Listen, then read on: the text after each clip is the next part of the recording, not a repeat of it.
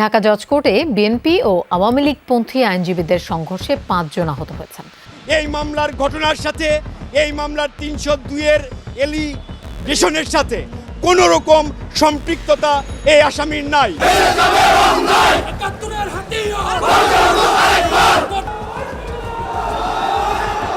আমরা এক অভিন্ন জননেত্রী শেখ হাসিনার সাথে বাংলাদেশের জনগণ আছে, ভেদাভেদ ভুলে গিয়ে ঐক্যবদ্ধ হয়ে এগিয়ে যেতে হবে।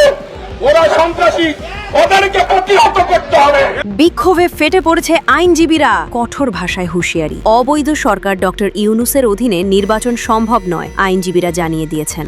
আওয়ামী লীগকে বাইরে রেখে কোনো নির্বাচন হবে না। সুপ্রিয় দর্শক, বিস্তারিত জানতে আমাদের সাথেই থাকুন। 12 তারিখে নির্বাচন করার যোগ্যতা ইউনূসের সরকারের নাই, আর নির্বাচন কমিশনার যে নাসির উদ্দিন, সে হলো রাজাকারের দলের লোক। এদিকে শেখ হাসিনা দেশ ছাড়ার পর আওয়ামী লীগ নেতাকর্মীদের বিরুদ্ধে একের পর এক মিথ্যা মামলা ঘটছে, গুম, খুন, নির্যাতন আর নৈরাজ্য।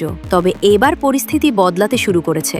আইনজীবীরা জানিয়ে দিয়েছেন এবার তারা চুপ থাকবে না, নির্যাতনের বিরুদ্ধে আইনি লড়াইয়ে সামনে থেকেই নেতৃত্ব দেবেন। সংবিধানে 123 অনুচ্ছেদে আছে 90 দিন নির্বাচন পিছাইতে পারে। অন্তর্বর্তীকালীন সরকারে নির্বাচন করার বিধান নেই এবং গণভোট করারও কোনো বিধান নেই। তত্ত্বাবধায়ক সরকারের নিয়ন্ত্রণে নির্বাচন করার জন্য আমি এই রিটটি করি।